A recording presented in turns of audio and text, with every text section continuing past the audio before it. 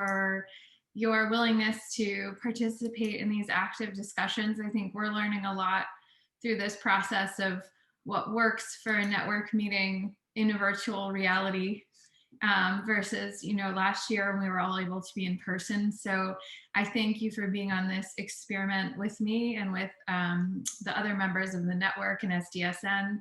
And I'm just really grateful for the willingness to openly participate that all of you have been putting into the event.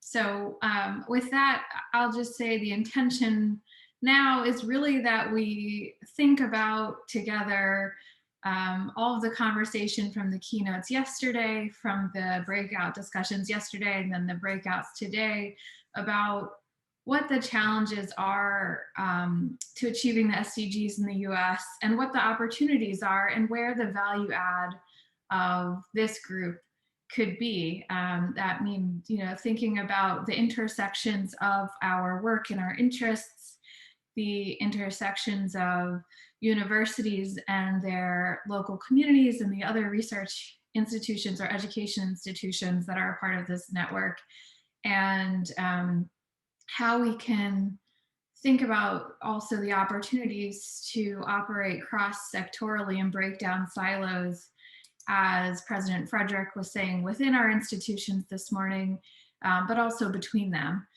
So with that, I'd love to just start going through the discussions one by one and ask for a quick reporting back on the content of what you all spoke about, and then we'll go from there into an open conversation with this group to think about what challenges and opportunities we can work together on this next year. So I'll start with Education for All. Is someone from that group able to give us a report back?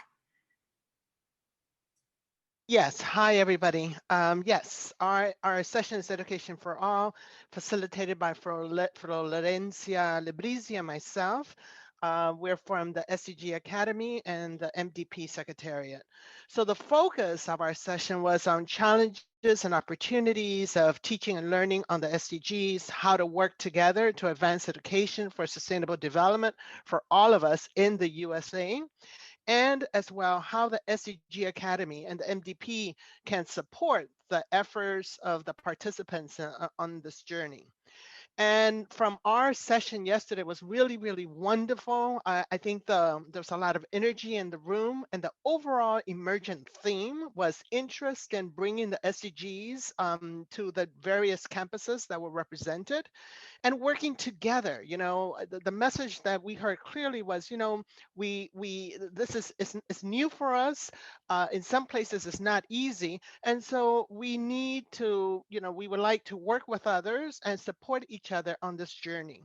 Some of the highlights included the University of Florida.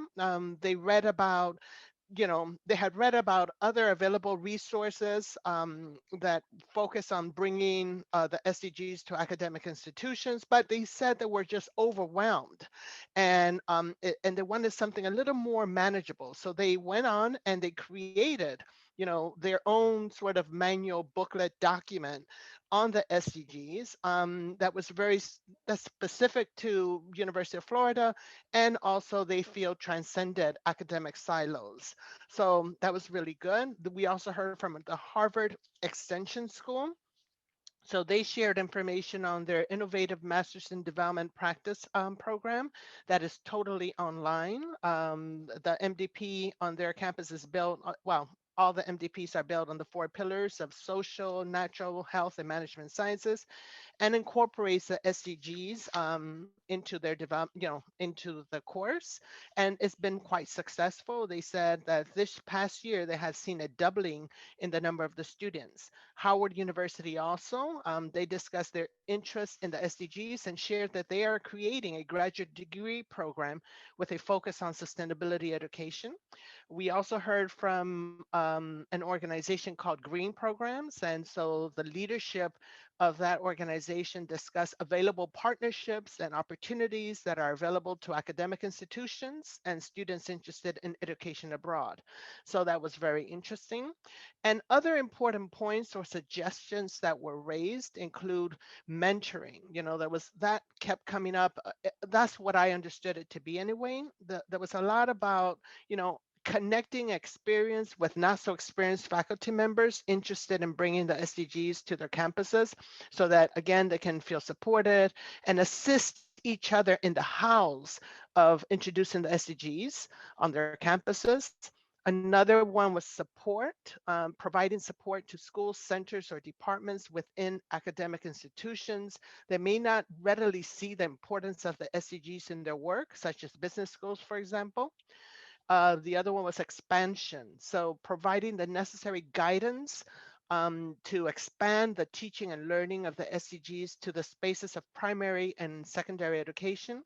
And then localization, using science and focusing on localizing what may seem like a global goal or global goals for populations in the USA, be them rural, indigenous, urban, or other, so that they can see immediate value and importance of the SDGs. And finally, this is the last point, there was a sentiment on that Zoom call, or maybe is what I felt because I do work for SDSM, but I did feel this truly, that we should continue these conversations on education for all within the USA network, as well as SDG Academy's community of practice. And of course, the MDP consortium, which I specifically represent. So that was, it was a really encouraging and uplifting conversation. A lot of work that needs to get done, but people are interested and ready, and we're here to really help support that effort. Florencia, anything else you want to add? I think, Lucia, you did a wonderful report, so there's not much really to add, but just to, second on everything that you have said. And I also felt the same. I think it's really so much value to learn from each other. And this is the only way that also we can really move the needles. So here to serve in any way that I can, and also to continue to learn from all of you. Thanks so much. Could I jump in just for a moment? Thank you for the great discussion and this report. One of the things that we're really actively doing right now across the network is Mission 4.7. So to try to scale up education and sustainable development at all levels, from pre-K through university level and public education as well. So that obviously is a core part of our agenda. I'd like to know, I'd like us to address what SDSN USA can do for the US on this. We don't have education for sustainable development within the United States in any systematic way at primary and secondary level, for sure. Radhika Iyengar, our colleague, is trying to promote this in New York and New Jersey hard enough. We just don't have basic education on these issues. So we're trying to curate a curriculum for at least lower secondary and upper secondary at a minimum. But one thing I'd also like us to do is curate a curriculum at university level. We have that in a way with the MDP program. But what would be a phenomenal resource, Lucia, is if you could pull together the basically the reading lists and the curricula of each of the MDP programs, so that we create a repository for other universities that want to do master's degrees, and also it can be a bachelor's level, also undergraduate. What is a curriculum? Here is a place to go to look at what other schools are teaching. Here are the reading list, and so on. I think this kind of repository would be really of great help, because we need to share our intellectual property in this at this level in this way, because we need a lot more schools teaching these issues and having a lot of cross-fertilization of good ideas. What's nice is, of course, that each school tailors this curriculum to regional specificities, to particular strengths of campuses and so on, which is fantastic. but I think simply having a way to look, here's what Columbia does, here's what all of our partner institutions in the MDP do, would be great help for all of the members. And anything we can do to, help on this high school curriculum development. There are a lot of teachers' colleges in our network and so forth. Please help me to understand how we can better do that, because I just would love to get this instilled across the country. Done. And Tom, Gloria has said thank you. The entire curriculum online in the chat, phenomenal. Thank you. Anyone else that can post information and links, please do so. That's fantastic. Thanks a lot, Tom. Wonderful, thank you. And Lucia, thank you for that great summary. And just to say also that we've had people taking notes in every session, so we'll have a full report from all of the breakouts and the event overall available to all of you following this event as well. So perhaps next we can hear from the Equity and Justice Group. Thank you, Carolyn. I'd like to say to the wonderful group that came together, please jump in if I leave something out. And I'd like to say that Claudia had a chance to provide an overview of some of her research, which really dovetail quite nicely with some work that had been going on with SDSN. Our breakout session focused on the working group that I've described that's been in my head for the last couple of months around equity and justice. And I had some basic platform ideas or questions that I was thinking about, but I wanted to use that time to really pick the brains of the wonderful attendees that we had in the group. And the first question that comes to my mind when as I approach the Equity and Justice Group, and I've heard this from the Leadership Council, from Claudia's work, from my work, first of all, and from some things that Jeff has shared with us, that the SDGs has not had a relevance throughout the United States. And so not only has it not had the kind of relevance and promotion, but it does not seem to have that relevance at all in communities of color. And so my first question to the group, because I see that as a framing platform for the Equity and Justice Group, how can we make the SDGs both relevant and accessible to communities of color? And I can't tell you the great ideas that we received around that. We discussed that, first of all, reiterating the platform that we are all human, the notion of human rights, connecting SDGs to the community through universities and other ways. One great suggestion came out that I'm thinking about the working group in terms of universities producing reports. We had the suggestion of actually bringing inviting the community to actually be a part of that working group, making it accessible, making it very concrete to things in those communities' lives. I had the approach of, connecting the SDGs with critical concrete issues in the community. But when we finished, we really came to the idea that one of the key things that the working group should be focused around is identifying an issue, whether it's lead in water, whether it's asthma, whether it's poverty or wages, and connecting that issue with SDGs, working with the private industry, so people can see that the SDGs can be concretely realized in their life, and it's just not a fancy framework or anything like that, that it really is relevant to improving their day-to-day existence. And so if I missed anything, or Claudia, you'd like to highlight anything, or any of the group, certainly feel free to do so. Thank you.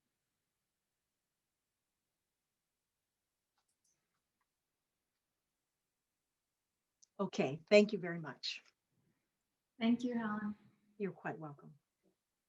Helen, great stuff. Thank you so much. I thought President Frederick also gave us that great idea about doing the practical healthcare outreach as part of this. that would be really wonderful. If we can follow up on that, I think it would be great. Okay, thank you. Thank you. But So this is a very high priority for us. So let's make sure, Helen, as we follow up, we give you all the support we can. Thank you. Thank you for your support and all. okay, so next, let's move to the Zero Carbon Action Plan.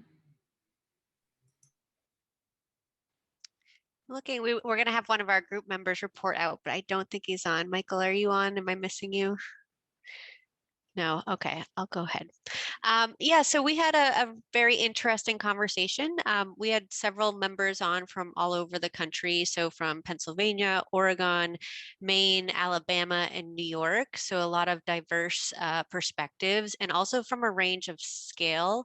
So talking about what are the roles of smaller universities, medium universities, and larger ones, and realizing that it's a really different conversation at each of those.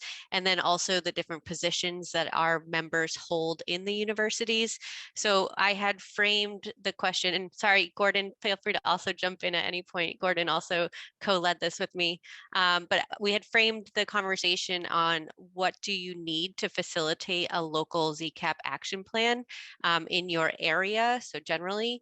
And so we just had a conversation about kind of roadblocks that we could work to overcome as a network. One was just having leadership from the top. So having mandates or requests by provosts asking for this work so that you could really get the buy-in from colleagues and fellow professors at a research institution to collaborate on such a project. And then for the smaller and medium universities, having access to external experts where a specific field might not be super robust at your own university. So how do you identify and then get in touch with experts at other universities so that you could take on such a wide breadth of programming?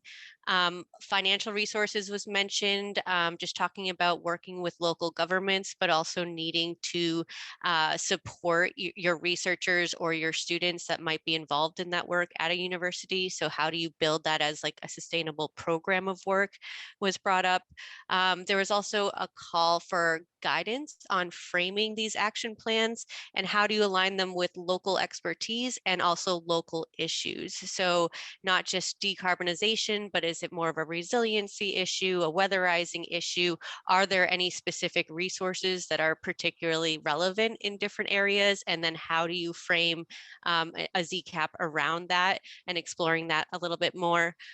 There's also a call for more stories, which I thought was really interesting. So specifically, potentially in areas where the decarbonization or climate agenda isn't as palpable, having stories of different areas around the country or districts or even universities that have already started on the pathway to decarbonization would be helpful as a proof of concept, but and also to incite competition. You know, if they can do it, we can do it kind of thing. So I thought that was a really good takeaway for us. And then also having the kind of bullet points or speaking points as far as the economic arguments and the resiliency arguments, you know, in these communities where the decarbonization agenda isn't just an automatic yes, providing our network members with like the arguments that they could then use or support or then write op-eds, et cetera, on to really just begin that transition to get buy-in. Gordon, am I missing anything? That was kind of just a quick summary of the overall, and also anybody else from the group, please. No, that was great, Elena. Just to add that one of the things we hope to produce from our work in San Diego is a template that SDSN could provide to other local jurisdictions in terms of what's a 10-step or 15-step process, how did we do it, and help that diffusion of knowledge and best practice.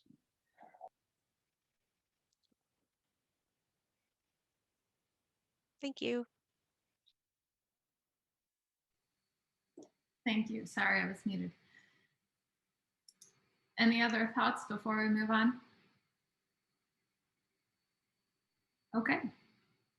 Then how about we move next to tracking progress on SDGs in the US? I think that was the title of the one that I co-chaired, correct? I think you were in the universities group.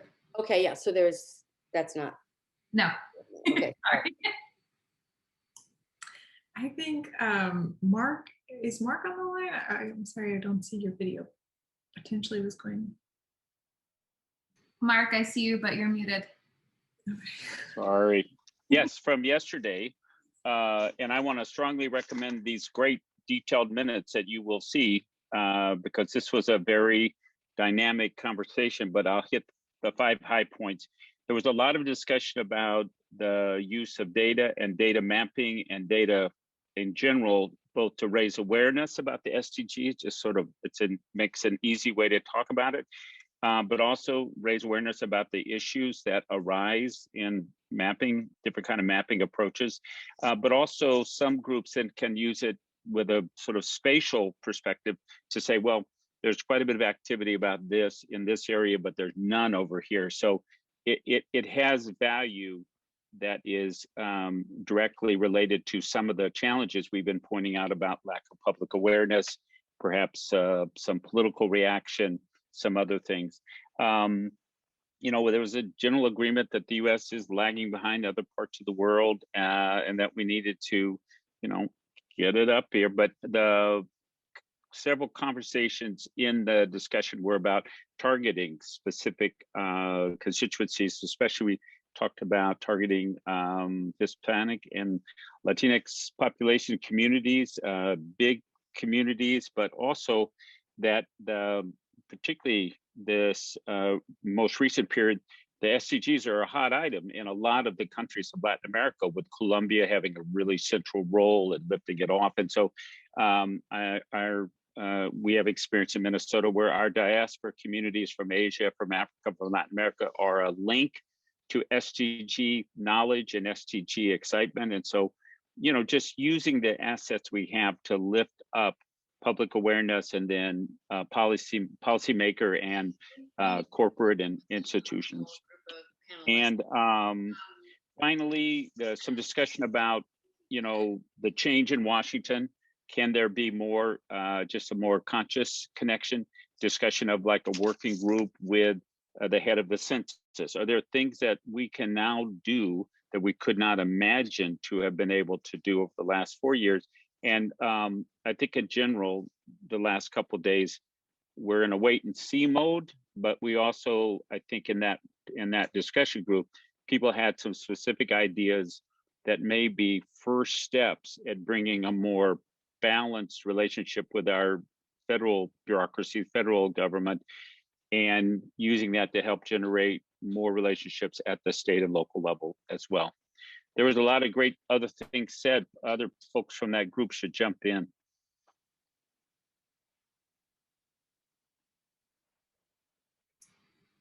Wonderful, thank you. Anyone else want to say a word before we move to the next group? I think we're starting to hear some common themes of across these conversations. So I'm excited to tease those out as we keep talking through. Perhaps someone from the Zero Hunger group could jump in next. Thank you, Caroline. I'll be reporting on behalf of the group, and I'd like to ask Alicia and Asma to add any points I might miss. We also had a great discussion. We had a smaller group, but a very active discussion. We talked about how millions of American families have long faced hunger and how that reality has been exacerbated during COVID-19, leaving more than 50 million experiencing food insecurity in 2020, and how this pandemic has revealed major disparities also in food access and underlying food-related health issues. So some of the themes that we discussed was how current approaches place a lot of focus on access to sufficient calories with little attention to the quality of nutrients that are available and accessible, utilized by low-income households. In addition to that, there's a need to improve, while there's a need to improve food assistance programs, we also need to invest in addressing the underlying causes of of hunger, digging more into a longer term approach to addressing these longer term causes. There was an agreement that hunger is a complex challenge, and solutions do exist, but these solutions are not being implemented right now, even though they are most cost effective once societal cost of hunger is holistically accounted for, considering the high societal cost of health and economic cost of hunger and low nutrition. We also talked about the importance of looking at food as a system of systems, of interconnected systems, which need to bring together different research disciplines as well as multi-stakeholders across different sectors that need to cooperate and work together. We also talked about the importance of education and citizen science approaches for co-creating these multifaceted solutions to address hunger, as well as the important role that universities and colleges could play in working with local communities and localizing those challenges and solutions to transform local food systems to more healthy, resilient, and equitable systems, in addition to generating data and evidence with which to engage policymakers. There was also a discussion on how we could create different narratives, not only looking at policymakers as our audience, but also communicating with the general public all of these solutions that are available and that are not currently being implemented, either through storytelling, visualizations, data visualizations, documentaries, and other forms. So to wrap up, in a nutshell, hunger is a complex challenge, and it does require cooperation between different scientific disciplines, multi-stakeholders, but many solutions do exist and do require political will and necessary allocation of resources in the short term and long term. And all of us across different disciplines and across different sectors could play a role in amplifying that message and working towards addressing hunger in the US. Asma, Alicia, please feel free to add any comments if you feel I missed any from our discussion yesterday. Yeah, that was really good, Basil. The only thing I'd add was we had a long discussion around a big turning point in 1968 with a CBS documentary on hunger in America and the Michael Harrington book. And that really was it shifted mindsets, and as a result, we've got these strong safety net programs. And so we don't see the kind of hunger that we used to see. We don't see wasting and stunting in America anymore because we have those programs. And now hunger is more hidden, and we really need to tell that story, that not having the right nutrients is really as devastating, especially from an economic and social and health standpoint. So that's the only thing I would add.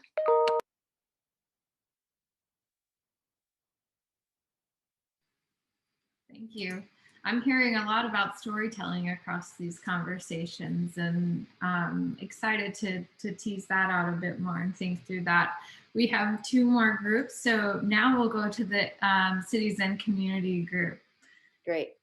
Hi, everyone. I'm Lori Dupree Brown from the University of Wisconsin, and I'm the Associate Director of the Global Health Institute there, where we have a big education program that works on making the local to global connection. And I'm also involved with the University Alliance that you heard about earlier, as well as a gender and well-being initiative that does a lot of social inclusion and kind of takes a very intersectional perspective. So this has been great, and I've learned so much in the last few days.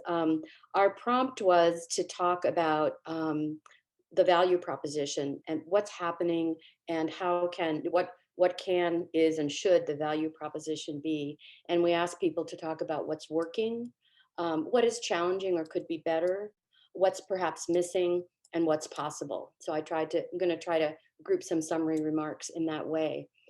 In terms of what's working, people really felt that despite 169, a lot of indicators, that the SDGs helped people to organize complex work, that at that level, it was working with communities. The voluntary local review process are great tools.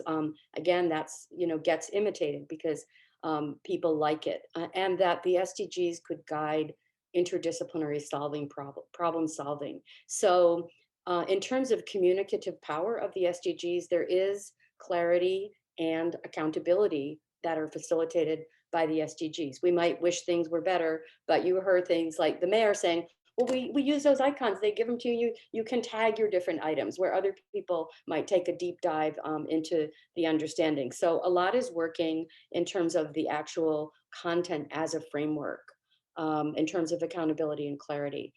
In terms of what could be better, several people talked, and I think this is a rural to urban divide, as well as a US and outside of US challenge, that there is a stigma to start the phrase with the United Nations, because a lot of people have a sense of autonomy and who gets to decide, and why would the United Nations be deciding what the laws should be in rural Wisconsin. So how to frame a global effort for this, American idea so that it can be more bipartisan or inclusive is a very interesting challenge. I don't think it compromises the science to put different bookends on it for people, but it's not clear what that language is. And we face this in Wisconsin as well. Someone else had brought it up. Building trust, particularly in historically marginalized communities, whether they're minorities or whether they're near majorities. Like you could say Indigenous people are a smaller minority, but women are nearly a majority. So there's a lot of people that fall into that, why should I trust you, who made this mess question. So we really need to take responsibility for the histories that got us here if we are going to be taken seriously. Besides stigma, there are a lot of metrics, and so that can be confusing. It can be hard for people if they're already on a journey with some measures they got comfortable with to switch. So how can we harmonize and contextualize the measures so that they're adopted? So that's the challenges. In terms of what's missing, which we always say with a grain of salt, because I don't think anything's missing. So much is happening that we don't know about. So maybe what's missing is some of the information sharing repositories, but some things that were perhaps not as visible. Often the work is happening, but there's not an explicit link to the SDGs. So people can be overwhelmed when you say to local officials, you're not doing the are you doing the SDGs? Well, it might be there implicitly and they're not. And if they've already finished their planning cycle, they don't want to redo that. And so how to start wherever people are in the process and affirm, where they're already doing it, so that you can help them make it explicit and make it easy to get on the train. People were really scared of a lot of rework or, bureaucratic paperwork that doesn't lead to action or products. And so really thinking about perhaps, starting with affirming, being able to even review plans and affirming what is already there, even though it might not be explicit. Some people talked about a clear value proposition, not as something being missing, but yeah, maybe a little stronger. And that was that they felt that the idea that these goals are really, they really help people integrate. And when you explain to people, a lot of people are doing things that are interconnected, it's complex.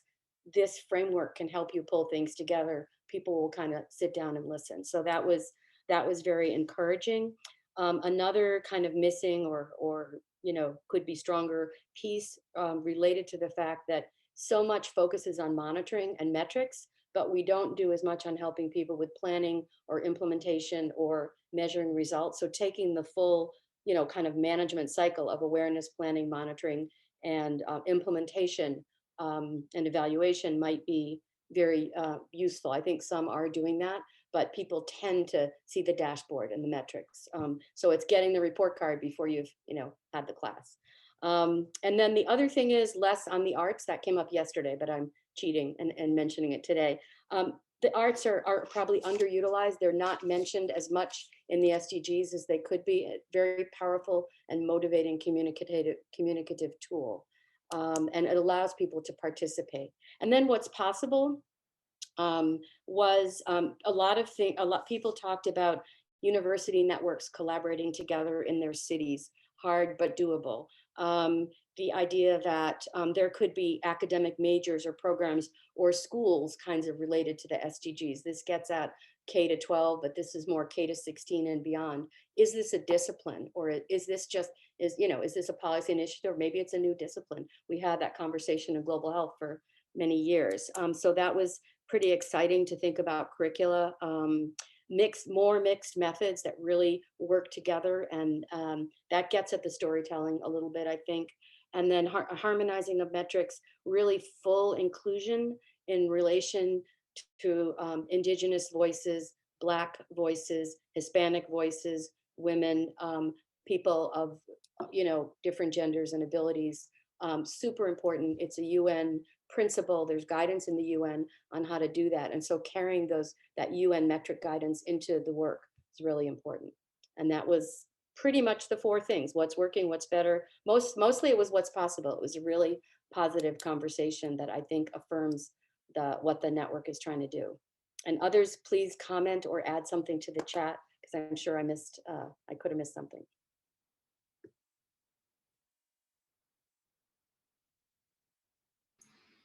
Wonderful. I think your conversation hit on many of the others, it sounds like. Yeah. Any others want to chime in before we move to the final group? Okay, great. Last but not least is the University SDG Action and Leadership Group. I believe that one is mine to report out. Hi, everybody. I'm Megan Swanek. I work with the Green Program. So in our session, we've got lots of good notes here. I hope I do it justice. Feel free to chime in, anybody in my group who might have said something great that I miss in this report. So we talked about colleges and universities integrating the SDGs, both as a framework for considering big picture, larger critical issues, as well as for honing in on specific localized and specialized areas. The SDGs, they give us a shared language. I think, echoing what a few other people said, we talked a little bit about the right language to use or what to do if the SDGs aren't what's resonating with that campus, or nothing's happening at that campus or department. How to use language or use the SDGs as a framework to articulate and provide a roadmap for what they're already doing and make it clear to them how they can come along. We talked about how the SDGs as a framework can disrupt the business as usual, quote unquote, model happening at universities for centuries or decades. And there's lots of different examples of how it disrupts the formal, informal, or non-formal education at different universities. So some specific things that were shared. A lot of people felt they're a great branding tool and a good starting point, but broad umbrellas can be a weakness. So we talked about how to break that down and translate that to a local level. System-wide approaches, like at the SUNY system, which has an array of different campuses and types of different campuses, has been really proactive and productive in accomplishing a system-wide approach to addressing and integrating the SDGs, facilitating that through coordinators at each of the SUNY campuses, which allows for a system-wide approach across the SUNY campuses, as well as a localized approach targeting that campus with the SDGs with localized content that will work for them. So that was an exciting roadmap to hear about from the SUNY system.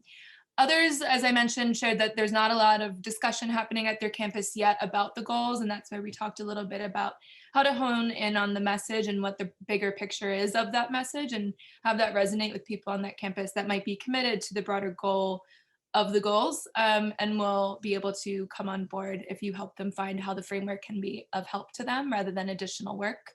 We talked about silos, how they're created or how we can circumnavigate them. Created sometimes when blanket support of the SDGs is not equally prioritized across different disciplines, which I think can be quite common. SDGs do provide the opportunity to break that down though, and begin the coordination between those departments and provide a more holistic approach. So as you can see, lots of talk about the holistic approach, the big picture, and the localized departmental or campus approach to integrating SDGs. One thing that was brought up that actually I brought up is about the role of international education and the pretty rapid adjustment and interest I've seen in the international education industry to be more involved and proactive in talking about sustainability. So as I said, perhaps sustainability coordinators and faculty across their campuses have come to the Study Abroad office and brought them on board.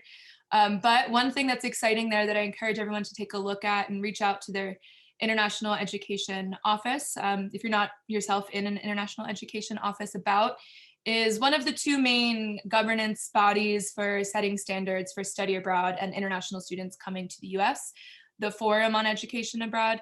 They've been working for the past year on integrating the SDGs as a roadmap for setting standards for study abroad and international education in higher education. So they're in draft mode at the moment, and I can share the draft of those SDGs as a guide for international education to anyone that's interested.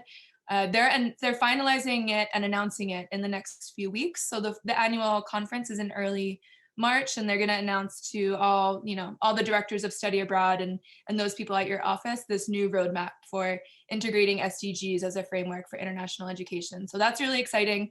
That's the part of higher education I come from, and I'm really excited to see that and to see that interest from a department that had some hesitancy to talking about sustainability in some ways in the past. Other things that were said, let's see. So transforming campuses into like a community organizer role, that was a really interesting point brought up. How do you build coalitions of support, managing the emotional climate? If you're in a unique and important position to reach a sustainable future, we can't imagine doing this without you. How do you reach out to those people? Students organizing for sustainability are creating a green officers program for middle management. Deborah Rowe, I believe, is the one who shared this.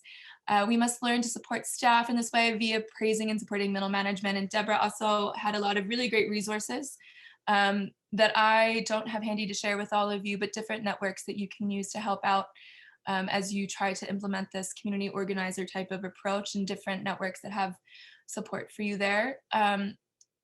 Because again, more talk about common language and how do we learn from other people, the case studies, the stories. I heard that said and reported out from a few sessions, and I think that's really powerful. From my perspective at the Green Program, we work really closely with our program alumni and faculty that have been abroad with us and done our programs to tell the story of the impact. And I think part of why study abroad or international education can be so impactful for educating for sustainable development is that stickiness of being on a glacier in Iceland. Once you're ready to travel, meeting with those local community leaders in Peru, hearing from these people firsthand, seeing it firsthand, really provides that long-term effect that we're looking for when we're trying to educate and create the students and leaders who will become the advocates for a more sustainable future. So that storytelling is something that is embedded into the Green Program, and saw everyone in our group and across the different breakout rooms discuss, which is exciting to see. So that, again, just honing in on the common language of the SDGs and the bigger picture of what they're about. A few final thoughts that were shared with the group. And again, eager to hear anything I missed from the rest of my colleagues who are with me. But SUNY, another university, the Sustainability Fellows Program was mentioned, which grew with the SDGs. And now they have a purpose driven towards ethics fellows and leaving no one behind. We talked about that as an overarching focus of the goals, and making sure that that is communicated when we're trying to, if you're talking about the SDGs to someone who's new to integrating them, we focused on that concept of leaving no one behind and communicating that broader message of the SDGs as a whole. And then PRME Champion Schools. So they have built on integrating SDGs in the coursework. And I believe PRME, if I'm remembering correctly, is a network of it's responsible management and it's business schools who are integrating the SDGs into their curriculum. So PRME has been a great departmental framework. Do correct me if I have that incorrect, that understanding wrong, but that was exciting to hear about that departmental integration of SDGs into business schools. And so, yeah, lots of good conversation there, and anyone who was in the room with me, do chime in. I apologize if I missed your input. Thank you so much for that thorough run of show. I think the piece about curriculum and curriculum setting bodies is really interesting. That's come up in some of our recent coffee chats. So it's really exciting to hear that there's a body taking that on at the international education level. And I wonder if that could trickle into other spaces and other curriculums as well. I'd love to invite Jeff and Helen and Gordon as our co-chairs to reflect on this and sort of our direction overall based on the past 2 days and share your thoughts. Helen and Gordon, do you want to start us off? I'll say a few. Great. It's really been inspiring. Certain of all, I'm the newest co-chair member, and so I'm still learning, but it's really the wonderful work that's being done, hearing from the committees and hearing about the substantial overlap between, none of us were listening to each other in our separate breakout discussions, but yet when we came back together in the larger discussion, we are hearing a lot of overlap in, I heard the focus on making the SDGs, the language of the SDGs accessible, and making the content and purpose accessible to others, and widening the frame so that we can all work together on it. So I'll just say that in summary. Glad to be here and glad to have met. I received several emails about people wanting to join the working group. So in mid-session here, so I'm really pleased. So I'll end with that. So thank you very much. Thanks, Helen.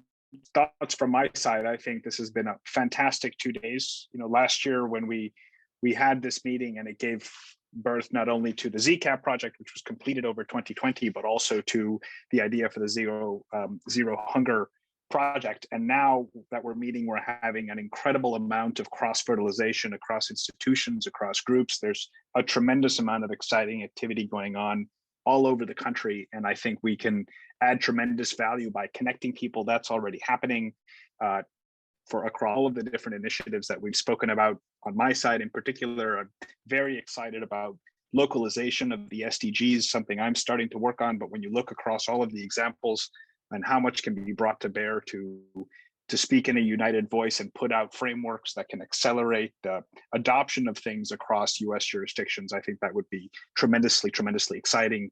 And the same goes for efforts to state and local decarbonization plans, where I think it's easy for us to articulate a great value added as a network in mobilizing exercises like this locally. So I'm very excited about lots of the conversations going on outside and by email as a result of this meeting. And I'm very grateful that all of you joined and are sharing your excellent work with us. Over to you, Jeff. Great, thank you very much. And thanks to everybody for the great chat stream, which is fantastic. Many references, people should save it. And I think the first thing is we will document and share all the links and the minutes of the 2 days, because they're tremendous resources that people are pointing to. And I'm learning a lot watching many of these references that I didn't know about, and I'm absolutely delighted to see. Let me give just a few quick thoughts on some next steps for us. One is I would like us to all work together on increasing the membership of SDSN USA. For you to reach out to colleagues in neighboring colleges and universities, say, please join. We're trying to build a nationwide movement. We have a strong membership, but we could increase it 10 times and should, because this should be taking place on every campus across the country.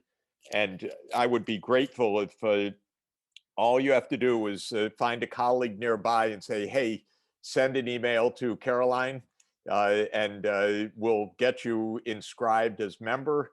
Then you become part of this resource base, the flow of information, the partnerships, and so on. So I would appeal for help from everybody. Your neighbors, get them engaged. Faculty that we should contact so that we can get the schools engaged, because the more, the stronger will be the network for all of us. Second, I'm really thrilled to see the range of activities about different alliances for sustainable development education. This is completely core for our purposes, again, to instill this kind of education at all levels. Please keep sending the information. And I want SDSN to obviously play a continuing role in helping to amplify these networks that are doing this great work and helping to build model curricula, guidelines, suggestions. Of course, SDG Academy with its online MOOCs and activities and webinars and things that together we can be doing, because we can schedule events easily together. So we can say in May, we'll have a webinar on topic X and invite people and students from across the country. And so we should be really championing this curriculum development. A third initiative I would like us to take on and to think about how to do it is promoting voluntary local reviews, that we do our outreach to our cities. And we say, you know, time for your city to do a VLR. I think this is an inspirational and very beneficial activity. We have a number of examples, but it is something that as a national network, we could really help to promote. And we have friends in high places in the mayor's offices across the country. There is the sustainability officers group of the cities. So I think that there is a real opportunity to promote the VLRs across the country. We talked a lot in the last 2 days about community implementation. And this is also, I think, very exciting. It's both about experiential learning.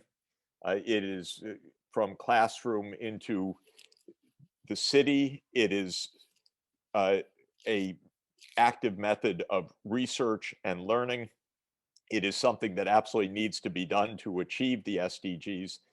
And we talked about this kind of localization effort on many different topics. Energy and ZCAP is one. Healthcare delivery is a second one. Nutrition and hunger is a third area. Joel is telling us about EPIC N and the things that can be done in the network of local engagement. So I think this theme of promoting community implementation and getting our students engaged in experiential learning and capstone projects and helping in all of the thematic areas that the network is working in, energy, health, nutrition, and so on, is a great idea. And Basil's idea about hunger and local community engagement, absolutely fantastic. A fifth point is the Zero Hunger project. This is a thematic project for the network for 2021. There's lots of opportunity politically to weigh in on more nutritional anti-hunger programs. That's a major theme. We've also discussed in the Zero Hunger brainstorming the relationship to land use change. My view was that these are two pillar issues that are somewhat distinct, at least at the start, that improving the nutritional performance of our supplementary nutrition programs is one major theme. But a second is land use for healthier diets, growing different foods, and the link of land use to the climate agenda, something that Gordon, of course, has been leading on, and Basil is working on, and many others. And I do think we should think about that land use component as another area of work stream for the year. I don't think it's has to be solved to make a major advance on the nutrition safety net issues, but it is a fundamental issue for the US going forward. So if Basil and Gordon and others that are working on that can brainstorm on that, we're going to have some calls with the FABLE project, which is SDSN's global project with and I think we'll be able to make some headway on that issue as well. Sixth area that comes to mind is making sure that we have good links between SDSN USA and the global networks. And so I know that we're working hard on that, but there's a lot going on globally on digital, on FABLE land use, on zero carbon, on COVID, and so forth. And I think keeping those tight links between the global activities and the national activities in newsletters and opportunities would be really a good service for the whole network. I just noticed in my inbox a few minutes ago that we've scheduled a meeting on the future of digital cities, basically in mid-April, April 15th. This is going to be an open conference, so it's something that a lot of the SDSN USA members will be interested in. And it's a global meeting, but with a strong connection for a lot of the USA partnerships. The final area that I want to emphasize and mention, we've talked about throughout the 2 days, is the metrics. And people who are interested in SDG metrics, we should really form an ongoing thematic group. We will be producing a new SDG report this year for SDGs across the states and the cities, and probably at the county level data also, because I want to explore what county level data can do.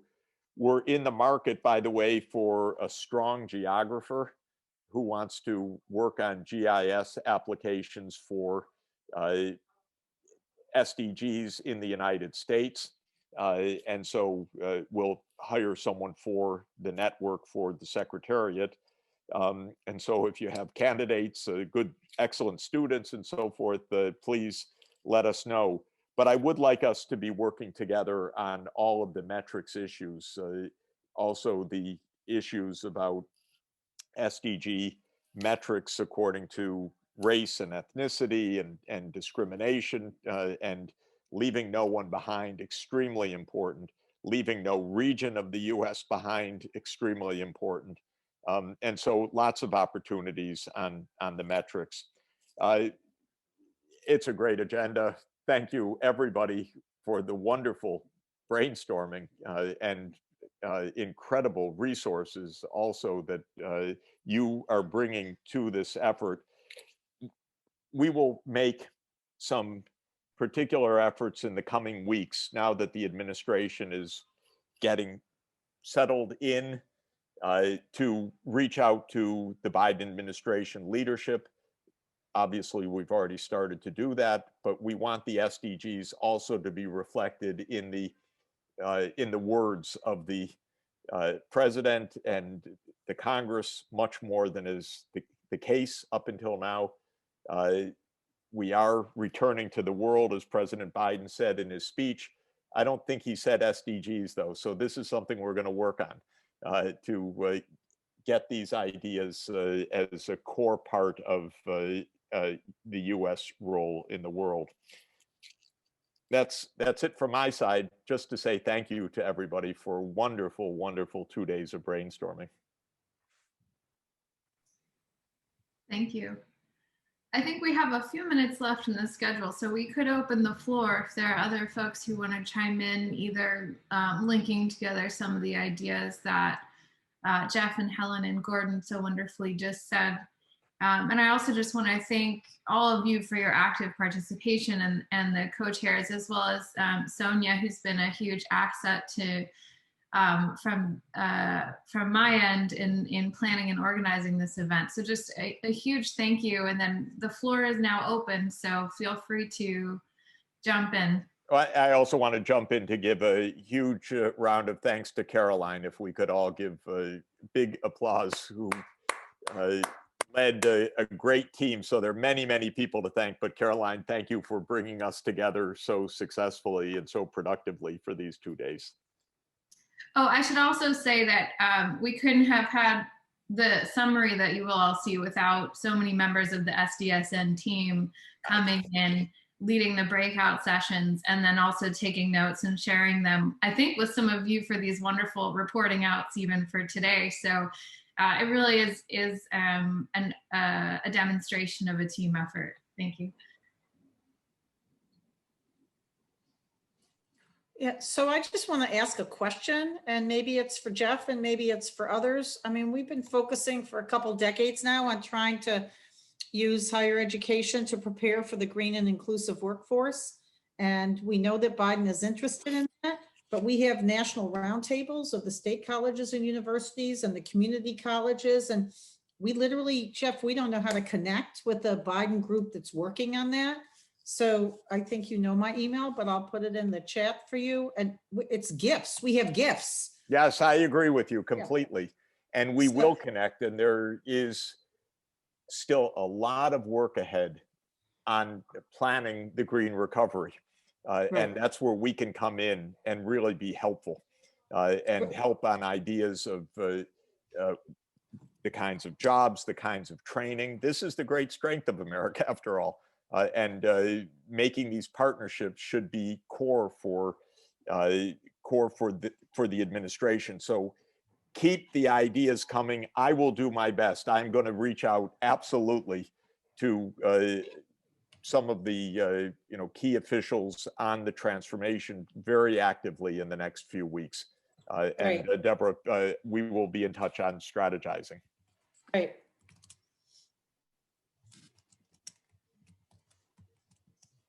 Asma, please go ahead. Thanks. I was really excited yesterday to hear Mayor Peduto talk about the Marshall Plan for the Ohio Valley and Northern Appalachia, I think it was. Upper Appalachia. Yeah. And I was thinking about it from our Zero Hunger lens. It's also the region, part of the country, which has extremely high levels of hunger and malnutrition, very poor health outcomes.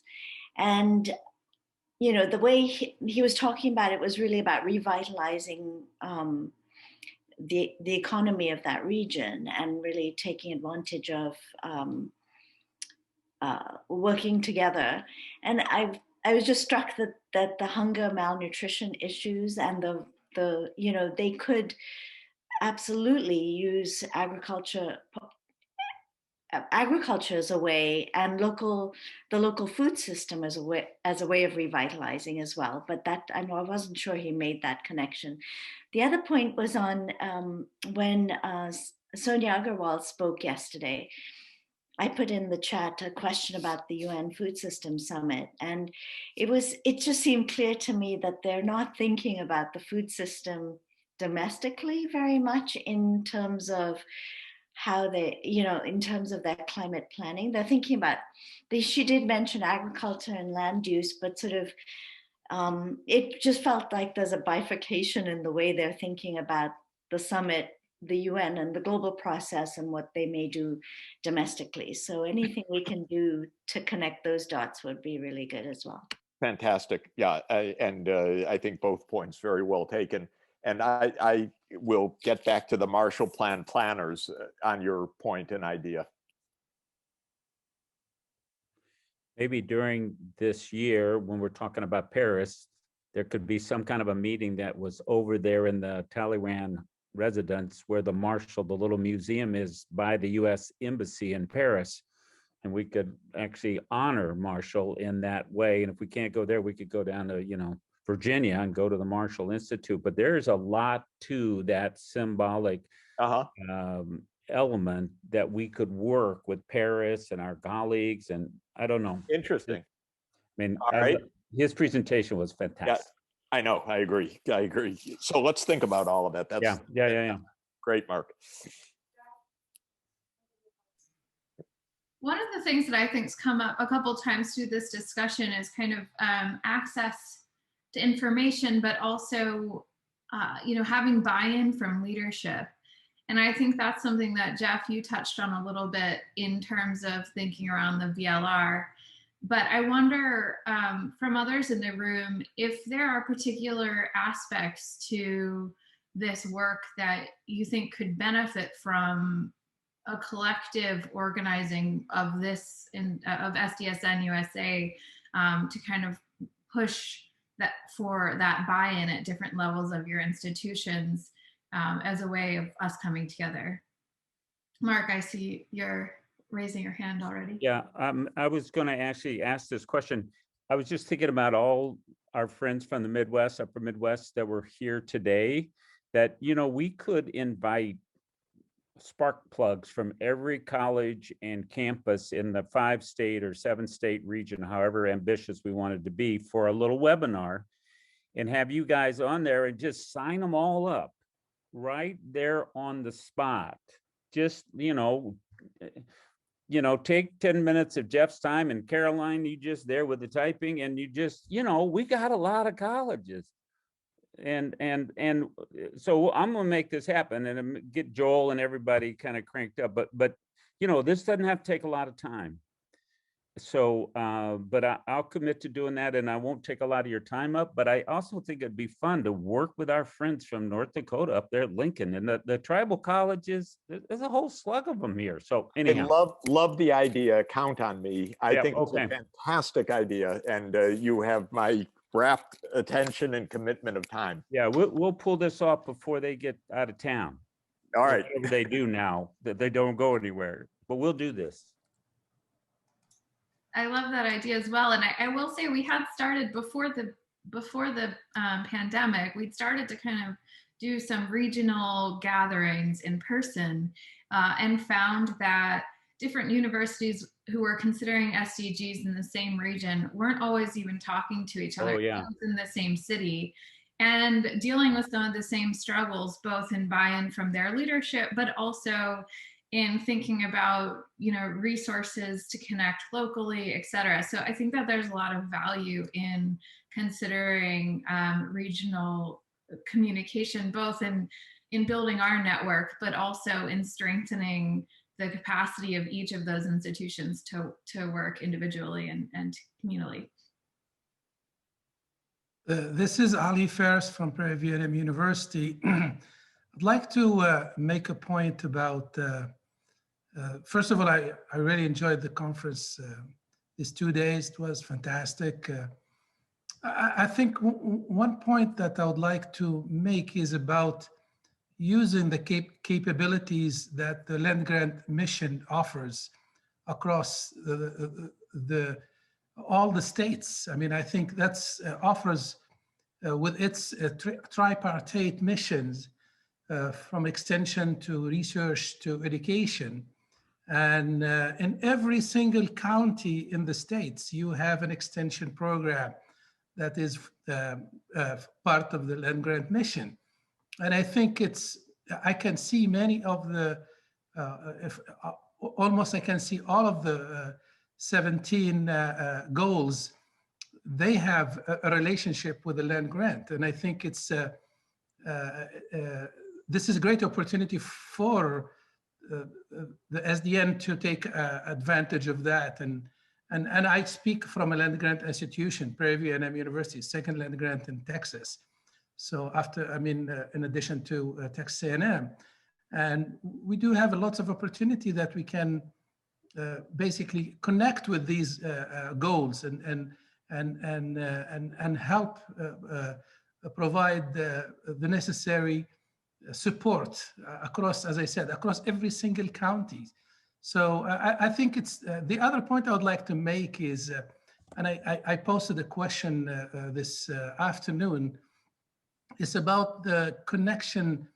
I think linking people back to their source of food, to their environment, being water, being natural resources, and everything. That's a key to solving many of these issues. I think it's from health to hunger to food security to whatever water security, all the aspects of what we see. So I think these are a couple of points that I would like to share with you. And I really am impressed, Jeff, with this program, and I would like to be part of this and contribute to it.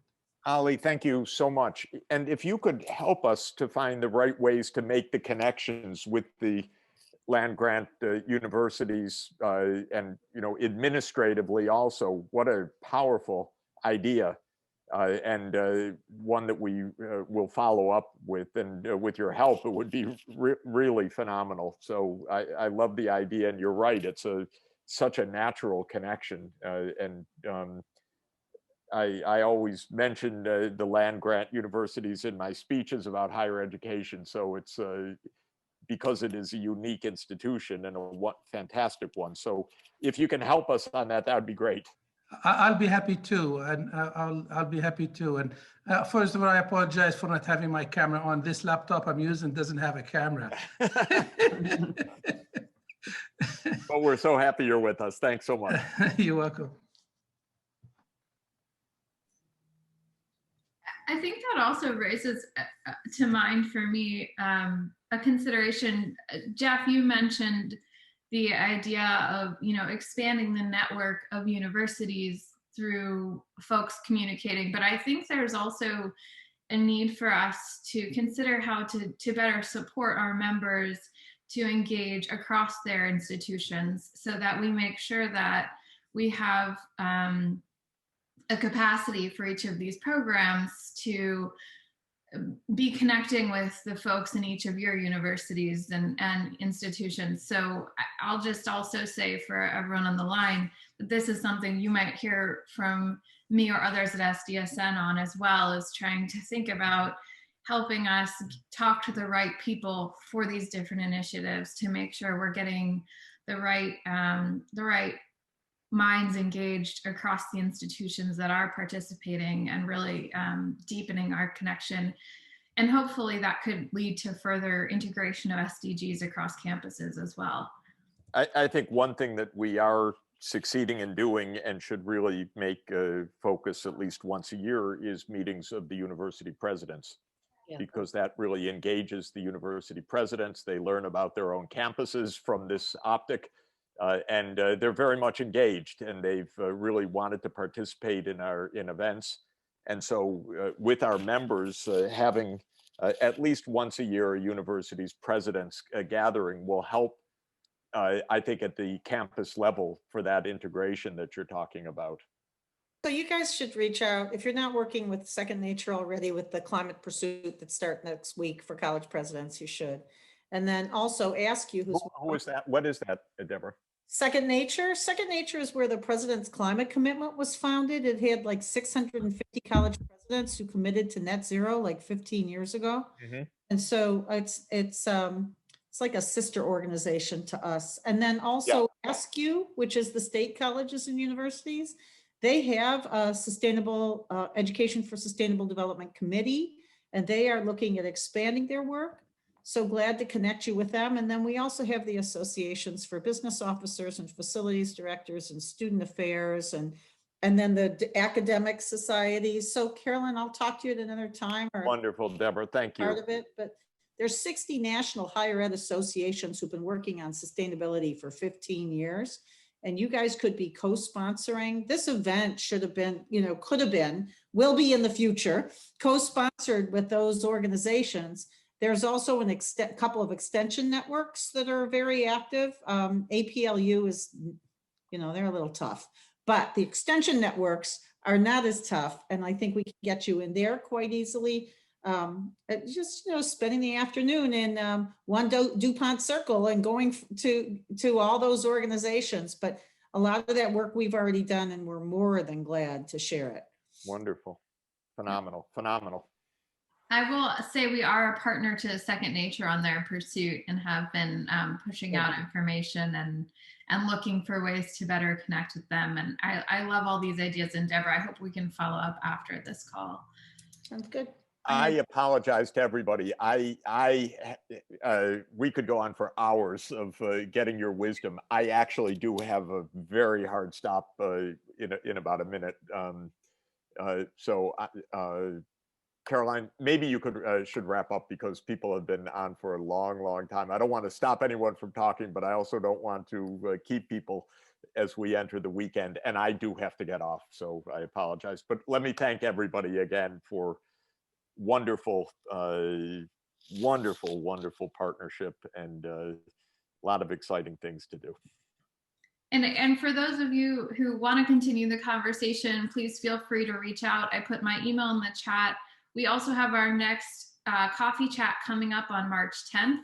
And that's a great way to hear from others within the network, talk to me if you have questions about our existing programs. Every time the conversation is different and we find new connections between our members and new areas of common interest. So if you're ever able to pop in for one, they're pretty informal, very open conversations.